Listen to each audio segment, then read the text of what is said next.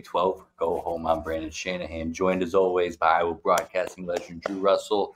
Drew Russell, it's day basketball time up north, isn't it? It is. BCG made the cut. They did. Boys play midweek. Got the #1 team in the state, Cedar Rapids Kennedy. They're a terrific club over there, but for America's favorite team, Dallas Center Grimes, they're going to see if they can pull off a little upset come Wednesday morning. So don't miss the call, ladies and gentlemen. Drew Russell, Oh, man. KDLS Radio 94.3. Wells Fargo Arena in Des Moines, Iowa. That's where dreams are made of. Dreams are made of. So, hey, we got state hoops up there. You got postseason hoops going on too right now. Yeah, state's going on right now. The most interesting thing I've ever seen is this Plano East team. First of all, one of the biggest schools in America. Like, this place is huge. And they're 37-0 now, which would be the first time that somebody in Class 6A has gone undefeated since 2006, 2007. Duncanville had a team that ran the table. So it doesn't happen very often, especially at the highest level, especially because at this level, they're also going out of state for big tournaments. And Right. they're really, really cooking up some big stuff up there. And not a single collegiate offer to any of these guys. Not one. Not one D1 offer. Now there is DJ Hall. He's a junior. He'll get some love next year. But good. It's just such a well-run team there, and they're not even a powerhouse. This would be their first championship in like 25 years. So I mean, this is just I gotta say, how big? Okay, so how big is this school? Like how big? Huge. I think. Oh man, it's about as big as it gets. Because usually, so like the bigger the school, usually you're going to find obviously better players just because it's a bigger district. You've got a bigger population to pick from, all that. But usually you find more college prospects, D1 prospects, D2 prospects at those big schools. So that's pretty amazing that they're this good. And that not that some of these guys aren't going to go play college and future D1 players potentially the year too, but to not have that type of credentials, pretty amazing, especially at that level. So 3,082 students in that school, and if I'm not mistaken, I think how they do it at Plano is that they have 9 and 10 at one school, and then they have 11 and 12. At another, so I think that's just the two grades. So they're looking at like massive. that's a class. 1,500 class is pretty insane indeed. Like, I mean, I was that I had a big class. We were about 350, 375. Yeah. That's a big class, but like I hear that and I'm just like, I can't even imagine. You're not going to know like half to most of that student population. Yeah, it's a whole different world. Man, but so typically to win this championship at this level, you either have to have like outstanding talents, or you just have to be a factory of championships. And this kind of fits into that neither category, where Plano East doesn't have a grand tradition of racking up championships like a Duncanville does.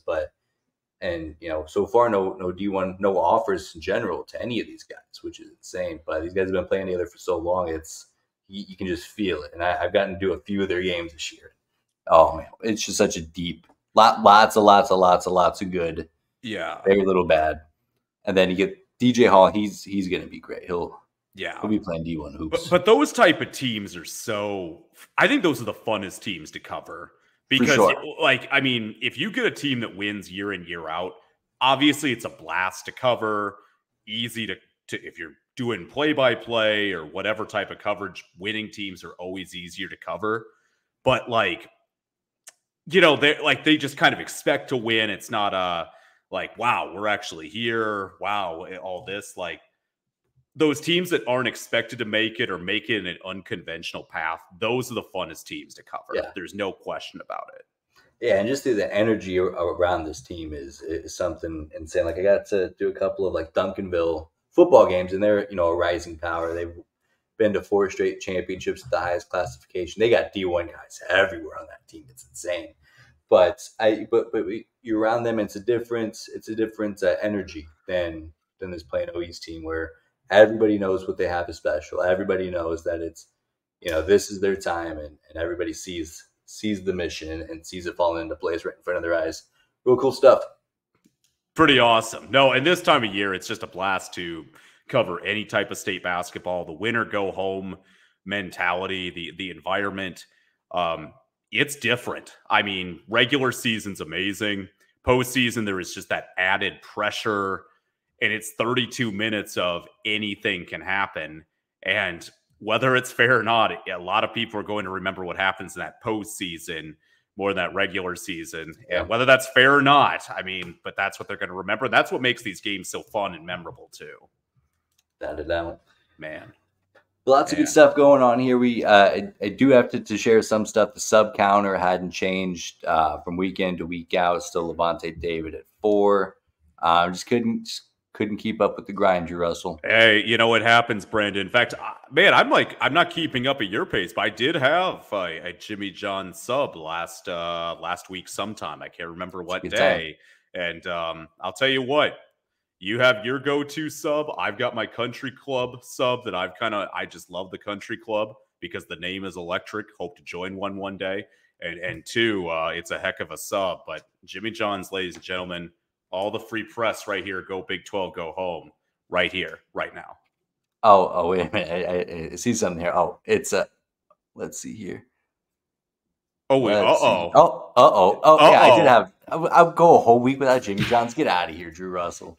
You know me better. We got Big 12 legend Case Keenum locked and loaded on the graphic.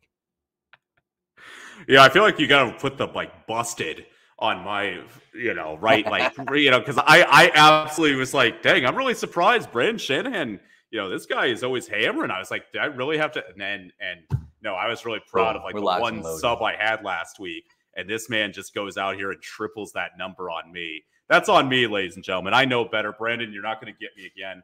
I don't care how many lies you tell me in the coming weeks. I'm going to say this man had 2 to 6 subs this week. That's on me, ladies and gentlemen. That's on me. Even as I was saying, I'm like, is this even going to be a good bet? Because that's a reasonable thing to go 1 week without eating Jimmy John's. It's such a reasonable thing, and I'm like, just drop a 3 sub week. Right. I mean, it's like me and McDonald's. Like I struggle to go a week without McDonald's, especially Free Fry Friday now. Yeah, I'm a patron. Ladies and gentlemen, Free Fry Friday. Get the app at McDonald's. I'm going to tell you why. This app is revolutionary. Fries are not cheap right now. Fast food is not cheap around this wonderful nation, the United States of America. You go to McDonald's, you get your free mobile app. Friday, you get a free medium fries. Get whatever sandwich you want. I'm old school. I want my McDouble. I want my McChicken. I get a medium fries. I get out of there at $4, and it's a solid meal for $4. It's still too much compared to what I paid 15 years ago of $3, but it's a good meal at $4. And you get those Free Fry Fridays. Use the app, ladies and gentlemen. These fast food companies want you to buy things in the app. They want probably your information. Yeah. I don't give a rip. I have nothing to hide. So, I mean, get the app. You got great deals across the board. I'll tell you what, if I was, and part of this is I would love to work with Jimmy John's. I think we got a good offering for them. So, hoping to get some good grades for them. Otherwise, we'd be doing McDouble counter. And boy, it'd be a lot higher than 7. I'll tell you what, Drew Russell. We're double digits easy. Because my trick is I'll go to McDonald's, get like 2 or get like 4 or 5 McDoubles, and then eat 2 or 3 for lunch. And then when I hit the road on a broadcast, I just pound another couple right before the game. So it's locked and loaded, 1 stop, 2 meals. It's pretty electric strategy, Brandon. It's one that's effective. You always get a good meal. Like McDouble, McChicken, people get the gourmet stuff. Just go McDouble, McChicken. It's perfect. You got to go quantity over quality to really get good value at McDonald's. Yeah. Same thing with Taco Bell. Oh, yeah. Taco Bell is getting too big for their britches, Brandon. Their prices, every taco place, my beloved Taco John's too, I've got to be very smart with them these days. Those jerks over there, what, $3 for a small potato Lay's? Yeah, you can get out of here. That was $1.50 just a minute ago. So, I'll wait for my free potato Lay's on the app, and then I'll go on Taco Tuesday and take advantage. So next level thinking, folks. You're talking to 2 of the greatest minds when it comes to savings at fast food restaurants. You know who's really been dropping the ball lately? That's a witch. There was a time where they were just dishing out buy one get one sub coupons to the app, and Yeah. then it makes it a good deal. It's like $9-10 for like a 8-9 inch sandwich. Like you could get better value. Jimmy John's, of course, and then also even Subway is a much better value than which. But when you throw in the BOGO, same kind of thing. You get one stop, two meals. But I haven't gotten a single one in more than a year now, and it's Yeah. like this. I oddly enough haven't spent any money at which. It's kind of interesting. Like these fast food places, they're obviously, the more deals that they give, I always feel like they're trying to be like, they're not getting the sales revenue that they'd like to see or whatnot, because that's when you usually see those type of deals come out. Subway is a fascinating example to me, Brandon. If you're not smart and don't use coupons for Subway, you're going to be paying an arm and a leg. An arm and a leg, ladies and gentlemen. 12-inch foot long. Certain ones right now, $12, $13, $14. That is absurd for Subway. In freaking sane. I'm part of the $5 foot long childhood. I never thought we'd get rid of that. So it's just a brutal time for us. You've got to be using those coupons. Clip, ladies and gentlemen, clip away. Drew Russ, we got a lot of good stuff cooking down the pipeline on the Corner Street Connection Network. Maybe a fast food podcast is what this country really needs. They you really do that need here. You do it here. You do it on your other one. I want in. All right, I want a little segment because I feel like we spend so much time talking about fast food on this show. It's almost doing it. I mean, if anybody in America knows how to get the best bang for your buck, fast food wise, it's us two right here. I mean, ladies and gentlemen, really, really focus on deals. I'm telling you, because if you're paying, I don't know what my cutoff price is, but if I pay still for fast food, if I'm paying more than $5, I'm ticked. Yeah. And I know what era I'm living in right now, Brandon. Like, it's tough. Now they're gourmet day, like Jimmy John's. I'm not going to give a sub for under $5, more than likely. But it's a quality sandwich. Like, no one's going to complain about the quality of a Jimmy John's sub. So there are those moments I'm okay paying that. It's hearing a Wendy's drive-through order and we're going to get 2 Dave's number ones with, large fry, large drink, and then whatever. And your total is $28. You could have easily cut that down. Like, those are the ones that make me want to just go scream at someone. Like, I could probably go viral once in my life, Brandon, for getting out of my car and screaming at somebody for saying, how do you pay that, for an Arby's sandwich? It's tough out there. Tough. So we need a fast food pod. That's a summer pod. I'm going to tell you right now, July, Brandon, that's an entire an entire segment right there. I don't know how we do that, but I want to find a way to. We'll cook. We'll cook. We got lots of good stuff down the pipeline. We do have to kind of talk about something that isn't very exciting, but it is the top of the sports world right now. In Iowa City, Caitlin Clark finally breaks Pistol Pete's record, which, by the way, is insane that we're talking about this record because it's not a record. Those are different sports. Like, she also has more points scored than the college baseball home run record. Is anybody talking about that? Well, that's the same thing. No. She's got more points than a lot of than a single season rushing record. Why aren't we talking about that? I mean, those are the same thing. Those are different sports with different characters. They are. Caitlin Clark is in the state of Iowa one of the biggest athletes in this state's history. No question about it. You're not going to ever hear me fight about it. What she's done for the game of women's basketball, you know what, Brandon? I'll give credit where it's due. She has had a huge impact on the sport and in a lot of ways extremely positive. So I will get the roses out of the way right now. And scoring that many points in a collegiate career, men's, women's, that's absolute insanity to put up those type of numbers. So again, credit where it's due.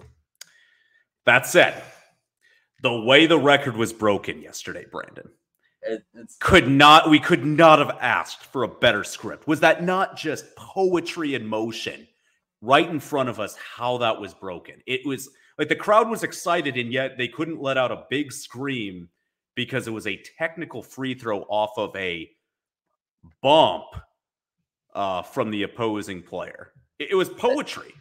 Yeah, it's very on brand, and I respect that a little bit. You know, Yeah. it's I thought it was kind of like, oh man, it's a bummer she hit a three to break the women's record. You know, and I mean that's not who Caitlin Clark is. I mean, yeah, she's a good shooter, but like who she really is as a ball player is a flopper. And I'm glad that her flopping got her that record.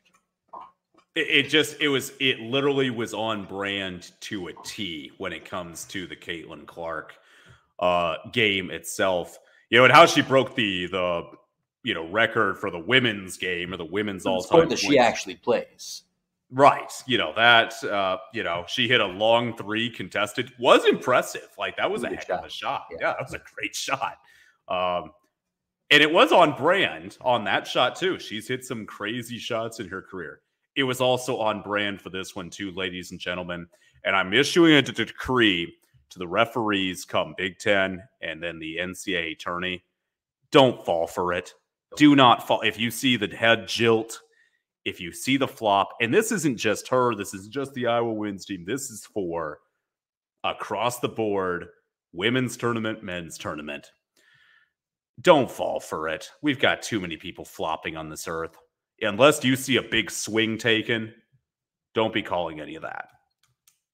So let's not play in the Mickey Mouse era. And, I don't want to, give too many free shout outs here. We're actively doing one for Jimmy Johns all the time. But I also want to give a quick little ode to Mostly Sports Show with Mark Titus and Brandon Walker. And when they were talking about the record, they really broke it down in a reasonable way, very analytical. They were really good about it. So I'll just play this clip. The thing about Iowa fans, and this is from personal experience. The thing about Iowa fans, a lot of people don't know, they're the biggest pieces of shit in the fucking world. Yeah, I mean he nailed it. I mean that's all you had to say. He nailed it. I heard I was processing invoice this morning. I heard that. I'm like, that is prime, sports analysis. Like we get Stephen A. Smith on ESPN talking about how he doesn't want to go to Denver. So disappointed he doesn't get to see the Lakers in the finals.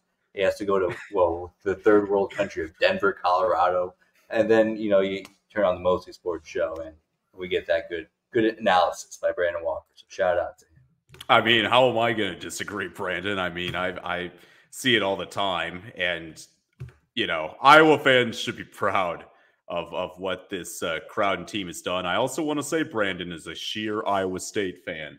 Iowa State, if you go back, look at that women's basketball attendance the last lot of years, we kind of really show out a little bit more than Iowa has historically. Granted, Iowa's crowds have been awesome last couple of years, should be. Again, a great player, all-time talent, but it's there's just certain fan bases you can't tolerate, and then Brandon Walker hit the nail on the head. That's a beautiful clip, Brandon. Thank you for sharing. Yeah, I can't not bring this up on the show, but I'm glad that you bring up Iowa State because another consensus that I see on the timeline is Iowa fans boasting about how they got Jake from State Farm in the building and Travis Scott and how much excitement there is around their basketball program, which is cool. Like that is, oh yeah, that kind of buzz. Absolutely, around absolutely. I mean, it's a game changer. However, it is going to go away. Yes, almost immediately. Yes, and Iowa State's had top of the country attendance well before Caitlin Clark showed up, and will do for the time being. That'll be an interesting thing going forward when Caitlin Clark does leave. What will be that next step for the college women's hoops game? Because right now, Brandon, this last year, it's been interesting to me.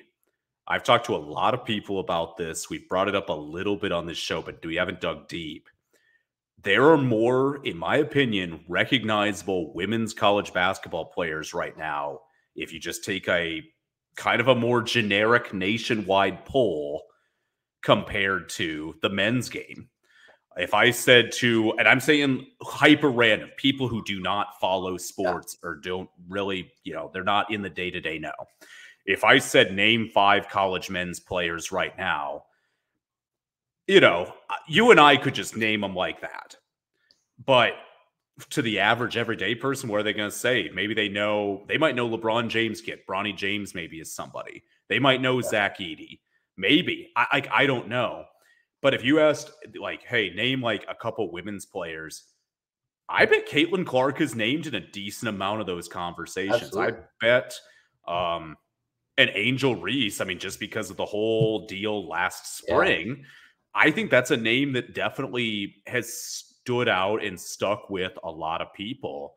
Like, it's interesting to me, like this year, I'd say the first year ever that there, in my opinion, I could make a very strong argument. Women's players, if you're talking just the individual player, is more recognizable across the board than men's players when you look at the top of the list. Will that happen forever? Who knows? But the one thing the women's game has that the men's don't is WNBA isn't lucrative enough to just make that jump after 1 year, 2 years in terms of a salary and endorsements. And since players can get endorsements now at the collegiate level, you might see players stay at college 2, 3, 4 years compared to the men's game where, shoot, how can you blame them? You get 1, 2 years and you're really good. Of course, you're going to take the money at the NBA. That money's ridiculous. I just saw, and this is a 4-year guy, Oklahoma legend, Buddy Hield today. Saw a video of him holding shoot around for his Philly teammates at his, I think it was Dallas mansion. Yeah. And I'm like, that thing is a tank. That thing is a palace. And I mean, that's just the craziness of NBA money compared to, look, women's game's growing, but it's still obviously not at that financial level of the men's game. And NBA money is insane. Yeah, without a doubt. I mean, the successful formula for women's basketball players: build your brand while you're in college. When you get the backing of these regional fan bases that the NBA, WNBA just doesn't have yet. And I saw the same Buddy Hield stuff. I looked up, oh, he's making like Lamar Jackson money, which is insane. Lamar Jackson just won his second MVP. Yeah. He's a franchise. He's the most valuable position in all of sports, playing at the highest level. And then Buddy Hield, who is not any of that. That's so funny to me. But you're absolutely right. I mean, brand building is huge, and I am excited to see it. I'm excited to see it specifically fade away for Iowa because you talk about the individuals. But time and time, teams get rewarded and not individuals. For example, if you look at the last few Naismith winners and runners-up, just to throw a couple of names out there, Megan Gustafson won in 2019. Luke Garza was a runner-up in 2020. Luke Garza ended up winning it in 2021. Keegan Murray was a runner-up in 2020. And then Caitlin Clark back-to-back, likely to be back-to-back-to-back winners. And the men's team 0 Sweet 16 appearances in almost my lifetime. And then the women's obviously 0, championships to show for that. So, I'm excited to see that the brand building. I'm also excited to see good team ball. LSU's got a good team. Watch out for them. South Carolina's, I mean, they're a wagon. Watch out for them. Yeah. So lots of good stuff. And the Big 12 teams like Iowa State are going to benefit from that. Oh, yeah. Big 12's got some really good teams in the women's game. Iowa State's been a nice run team this year. But Oklahoma, winners of the conference, they've had a really wonderful season this year. Ironically, it's them and Texas who have had the 2 best seasons on the women's side. Obviously, they won't be around next year. But Kansas State's got a very competitive team, one that's been top 20. In fact, they've got, for talking, certain teams and individuals, they're, I believe, 2-0 or 2-1 the last couple of years. Kansas State against the Iowa Hawkeyes, which their fans have thoroughly enjoyed. Nicely done, K-State.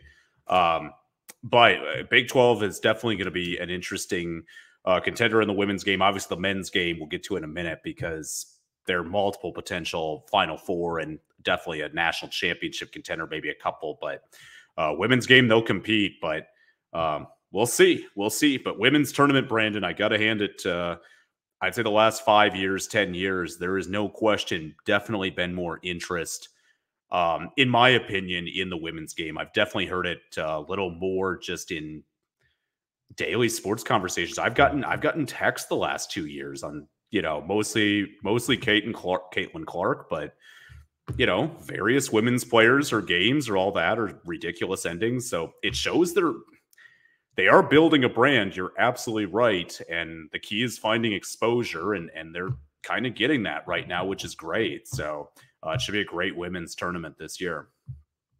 We do have a couple of college football updates, some college football news coming down the pipeline, which at this time of year is almost never good. It's never, it's always execs in a conference room at some shady hotel in Dallas making these rules here. First of all, there's a lot of push from the Big Ten and the SEC to expand the playoff to 14 teams. Mm-hmm. And Joel Klatt really broke it down well. And if you listen to me enough, it's mostly just regurgitating what Joel Klatt says. I think he's the brightest mind in college football. He doesn't get over the top for clicks, as we mentioned, some of the folks at the worldwide leader will do. No, they don't do that, Brandon. Never. Yeah, but it's he broke it down just in the sense that the Big Ten and the SEC, whether we like it or not, are going to be in control of this thing moving forward. They need the college football playoff structure more than the college football structure needs them, per se. If they did branch off, which I don't think they want to do, they'd figure it out. It'd be okay for them. But so when they come to these negotiating tables, the first bit is, well, we want to protect ourselves because we can't. I would make the argument that the spots that you're predisposing for yourselves, you're going to be yours anyways, just because of how college football plays out. They say we don't care if we won it anyways, and we'll in a 12-team playoff. Their pitch would be, well, we want 3 spots apiece, and then the Big 12 and the ACC can have 1 apiece. Yeah. And then to throw a bone to the ACC and the Big 12, well, let's expand it to 12 or to 14. So now you each get 2 automatic spots in, which doesn't do a whole lot of good for the conferences, because now the first 2 byes are going to go to the Big Ten and SEC champion, which is great because that means that the conference championship games are going to mean a lot, which is something that I'm a huge advocate for. Is the conference championship should matter, but then you remove that from the Big 12 and the ACC because, well, if you win, then you're in. If you lose, then you're in.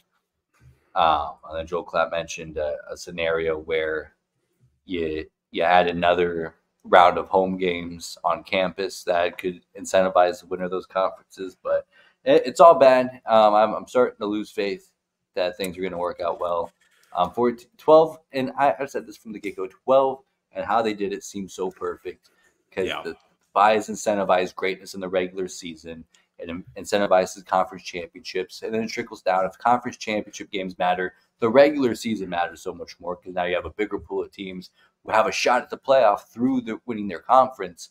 And I have a feeling we're going to be losing that, especially from the point of view of Big 12 folks like you and I. Yeah, I mean, it's why we can't have nice things, Brandon. It seems like 12, you and I have been high on 12 for a long time. But 14, let's say it does go through 10 spots automatically to those top 4 conferences where you have 3 SEC, 3 Big 10, 2 apiece for the ACC and the Big 12. You'll get that one, I guess we gotta call it Power 4 conference now. It's no longer Power 5, it's Power 4. So that's 11, and then 3 bonus spots, which based on the jockeying, at least 2 every year will go to a combo of the SEC and the Big 10, if not all 3 on some years. It'll depend on how things are portrayed and viewed and how people break it down. It's tough. I would love to, it's nothing's official. This is still, they're working through and trying to hammer details right now, but it's clear that for both the Big Ten, the SEC, they truly feel commissioner-wise and those members-wise that they are the elite of college athletics right now. And on paper, for football, yes, they have got near every single big brand historically in their conferences, heavy revenue generators. So I can't fight that in some capacity, but at the same time, they've just got to remember what made college football unique. And I mean, they're trying to, I think, nationalize the sport more. I think they're thinking they can try to hit larger markets easier. And I'm wondering if those commissioners feel that the way that they hit larger markets easier is if it's more of a, I don't know, pro style or something along that nature where there's more limited teams. I don't know. There's still so much that's going to go down between now and whenever this becomes final, Brandon. I don't think we have near the full picture yet. Yeah, I agree. And there is something that's nice about the fact that we know. At first, I was very against the thought of automatic bids outside of conference champions. But then I thought, well, I also don't like the college football playoff committee. Yeah. So if we give them less authority over who makes it and who doesn't, that's probably a win. And I like the thought of, okay, well, let's really like break things down here. And I guess I'm coming along to the idea of giving the Big Ten and SEC a little bit more as far as bids go, but I would really hate to see the first round buys get cut from 4 to 2. Yeah. Well, and it's significant for the ACC Big 12. I mean, those are like, to have that buy is significant, and to lose that, I mean, clearly puts those two conferences at a disadvantage. There's no other way around it. Yeah, and I think 12 is still the right number, even if you're going to structure it in a way where it's slotted out, where if you finish, at this point in your conference and you get in, because I think that's one thing that the college football game could take from the NFL is that there's not some magical committee of executives who are deciding to make the NFL playoffs.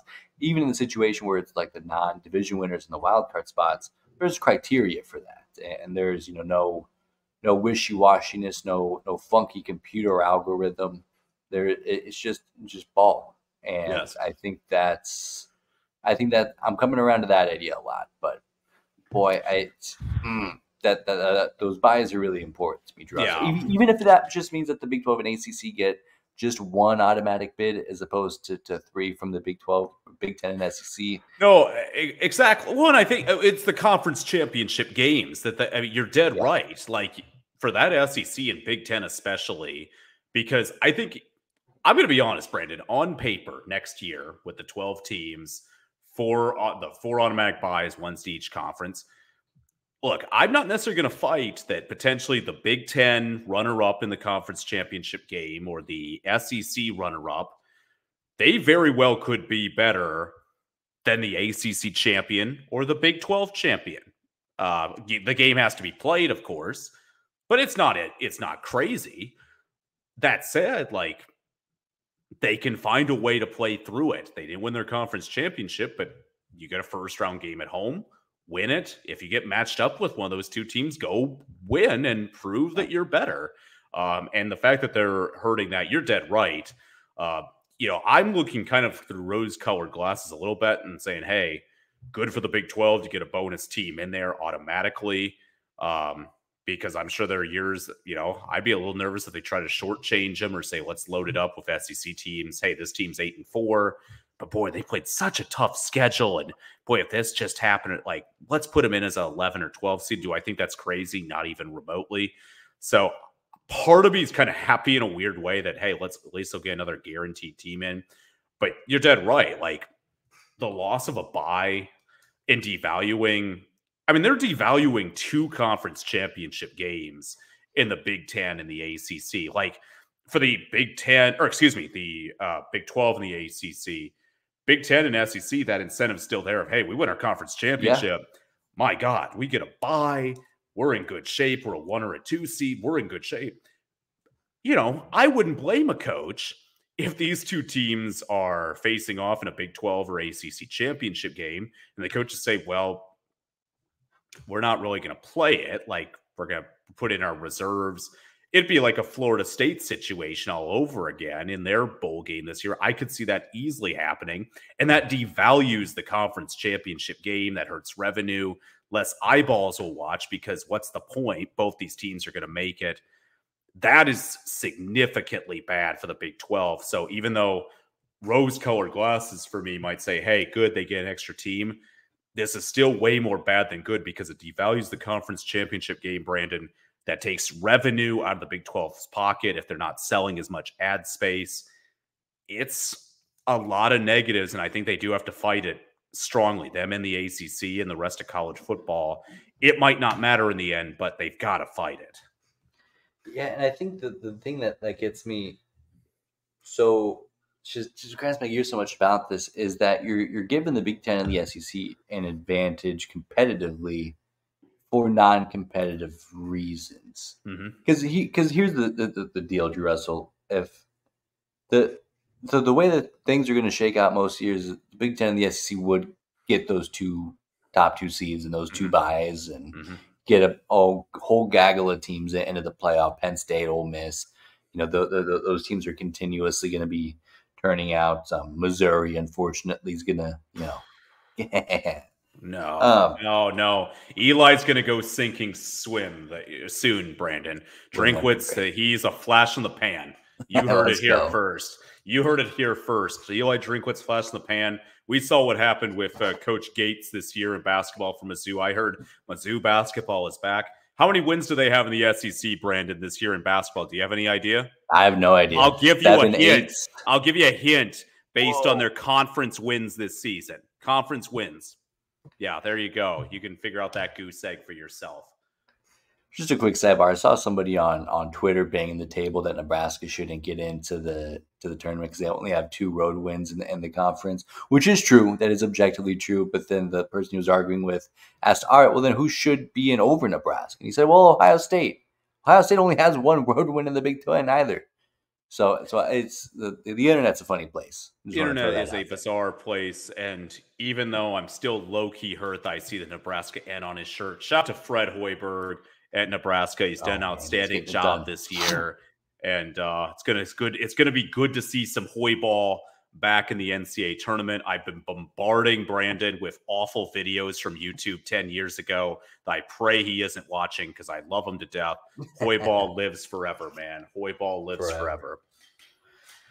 But back to the rules, because in most years when the Big Ten and the SEC gets that competitive advantage, because they kind of earn it, right? They have these perennial national title teams. They're perennially up in the recruiting rankings. They have legendary coaches, and that's fine. I made peace with that. I would make peace with the system where the best conferences get the most teams in, but there's just something that's icky about just putting it in on paper that these two conferences are competitively in an advantageous spot compared to the ACC and Big 12.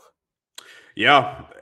I mean, SEC doesn't need help, Brandon. They've got money. They've got resources. They don't need any help. They should embrace competition a little bit. And look, I got to say, SEC, I've got to give them a ton of credit where it's due. They have built a unique brand the last 20 years that went from a regional product to a national product. And the amount of pride that those schools have in terms of their specifically football programs, and that is the revenue generator in college sports, really is second to none. Nick Saban just retired this year, Brandon. This guy got made a lot of money, 10, 11 million a year. Every penny earned, in my opinion, because Alabama's enrollment in out-of-state enrollers went up. I can't remember the figure, but it was by the thousands into the tens of thousands. Oh, yeah. And out-of-state tuition, Brandon, you and I know, we've both been to college, not exactly cheap, and even more absurd at a place like Alabama. That's not even a good education. I was lied to at Arkansas. They told me that, we're here to party in the classroom. Yeah, right. No. These classes, they're pretty easy. They know that this is a social aspect deep down. People were paying $30 a year for an experience outside of the classroom. The education for a lot of these schools is to the side. So, I give SEC a lot of credit for building a brand. But Brett Yormark at Big 12 has done a great job. I feel like Big 12 is genuinely finding an identity the last 2 to 3 years. Football is still under wraps. They're getting a lot better, even with the loss of a couple of significant programs. But like basketball, Brandon, Big 12's build themselves like a conference that fans are genuinely excited about, which is awesome. It's been so fun to see. Now, a couple of other changes coming down the pipe. There's a 2-minute warning that's going to be added Communications in the helmets, which, by the way, I think only further puts an asterisk on Michigan's national championship, which I'm all for. Certainly some agenda I'll be pushing. Like, oh, you mean the team that had their coach suspended for a quarter of the season for cheating so bad where the entire sport had to change how they operate? Yeah. So that I'll pick up in my pocket for now, and I don't get into it with too much with Michigan fans. But once Nebraska comes back, I mean, that's an agenda I'll be using, I'm sure, as the two programs even out. But and then the other one, I forgot what the other one was. 2-minute warning, overtime, 2-minute warning. The 2-minute warning is hilarious to me, Brandon, because the NFL has done a phenomenal job. It is strategy. It is in-game strategy, but it's just another excuse to put on 2 more minutes of ads with the 2-minute warning with the NFL. And we've all been okay with that. We're like, yeah, it's the 2-minute warning. Like, this is when it goes down. This is when it gets real. College football, it feels like an even larger grab. Hey, let's throw in a few more ads for our games. It even feels a little more blatant now. I know they're cutting down. Game times are about the same as last year, Brandon. They got rid of the clock stops to the first down. They got rid of that. So 2-minute warning, it's great. I look forward to seeing some of the coaching. Clock management is going to be a little more interesting in college, I feel like, with the addition of a 2-minute warning. And I can't wait to see some of the gaffes that various coaches make. Yeah, I got to say, I've been seeing a lot of negativity towards the 2-minute warning. I think I'm all on board with it. It's like you're giving these teams an extra timeout. You're prolonging the game at the most dramatic moments. I'm all for that. And I mean, anything where it gives us more football and giving an extra team essentially an extra timeout, that's more football. Granted, you are right. The intention 100% is not to, make the game better, but to, find another advantageous spot for sponsorships and advertising and all the capitalism that's gotten into a beautiful game. But I still think it's a net win. I mean, I'm all for it. I'm very excited about that. The other rule that they're implementing is tablets, which I also did not know that they weren't doing. I guess that we probably won't get to see too many like phones on the side of the tape on the sidelines, which I think that's pretty cool. Seeing that cut whenever the quarterback throws a real bad interception, he's just on the phone on the sidelines, and he's just getting an earful. You don't get that as much. That's a bummer, but I think that's a worthwhile and rule change for sure. I'll be interested to see regarding like the helmets and the communication. I'm guessing, like, is this the end of the era where you see like the pictures up where coaches are showing is that the end of that era where they'll do more hand signals, or will some colleges still try to go with the that they're like, this is our system, we're going to stick with it? I mean, plays, obviously you mentioned Michigan, Brandon, in the shout out to the manifesto, by the way. What an iconic document. I want that to be released one day. I would love to read the manifesto of Michigan football. But I personally don't have a problem with, in the past, I mean, if a team can figure out signs in game, like, I don't have a problem with it whatsoever. But at the same time, like, I've always thought, you can absolutely just get rid of this by adding helmet communication. I personally love it. I'm ecstatic that college football is adding helmet communication. I think it's going to force QBs to be, they have to be sharp already, but even sharper, just hearing that play in their helmet, quickly getting that out to their teammates. We might even get more old school huddles back in the college game for all we know. Yeah. That'll be interesting to see what changes offensively will be made because of this. I might be overblowing it a little bit, but I am excited to see just how teams adapt, because I think this is a little more significant long-term than maybe we're playing on. Yeah, that's a good point. And because I would think that would eliminate like the coaches and the different colored shirts and the signs and and all that fun stuff. That it's kind of quirky, but also like if that has to go, that has to go. It is what it is. I'm going to keep cheaters like Michigan out of our game and doing things like winning national championships after having their coach suspended for a quarter of the season because he's cheating. Just because he's a division rival coach now. I mean, Jim Harbaugh, I say, is a hero. I'm just saying, I think I have a hunch there's going to be a point where Michigan's program comes down. Because, like, right now it doesn't matter. Because Michigan's up here, Nebraska's up here. It doesn't matter. But, like, if Michigan comes down a little bit, Nebraska comes up a little bit, they're going to be flexing that national championship like their life depends on it. I'm just pointing out that there's some context with it. I should know this, but it is interesting because when you think about the NFL game, they don't have the sign guys, but also they have professionals. It's true. Like they have quarterbacks that operate on such a different wavelength. It's true. So maybe we will still get some of that. Yeah, I'm just curious, we'll have full spring practices. Teams can make that adjustment. I'm sure that's a heavy discussion right now in off-season meetings for every single college football program across the United States of how are we going to implement this? What does this change about our offensive strategy? In college football, the last 20 years, it's seen such an uptick in up-tempo, no-huddle offenses. Let's go. Everybody's zigging now kind of towards that. You're going to see that in near every college game with one team, if not both teams. Are there teams that are like, you know what? Let's make an adjustment. We have a great offensive line. We have a pounding running back. QB, kind of a Michigan team, a Michigan-like team that won it last year. And let's go huddle. We got the helmet communication. Let's slow things down. It'll be interesting to see. I am curious. I say we just go back to the old school way of junior high football where a wide receiver runs in with the play, tells it, they run the play. It's a classic. And then the wide receiver subs out, a different wide receiver comes in, and then they tell them the play. See, that I think no one's going to ever. You can't figure out what the play is then. So that's true. Just next level thinking.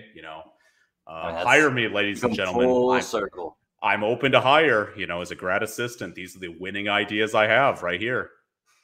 Saw that Derek Casey, Guthrie Center High School is looking to hire some position coaches. Oh man, I'll tell you what. If I had to be a Charger, one of the great towns of America, Guthrie Center, ACGC, always a terrific team over there. They've done a great job.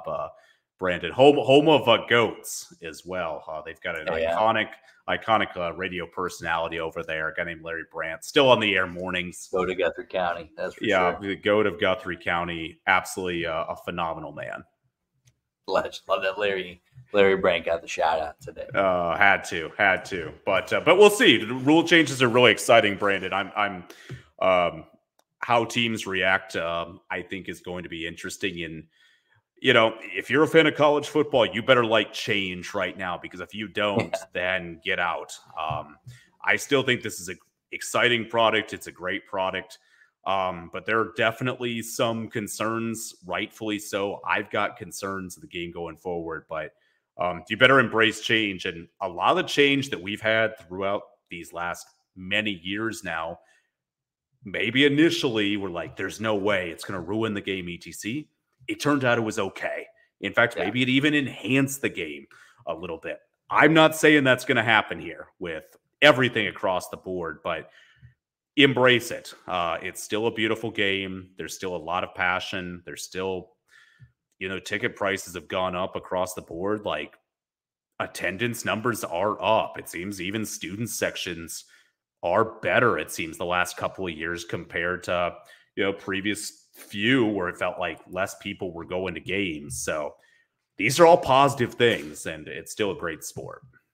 Yeah, and that was another point that Joe Klatt had made. He's like, it's a lot of change, but that's how college football has always been. Like, it's not like we're taking this thing that's been this institution and we're it's done this way for 75 years, and now all of a sudden we're changing it.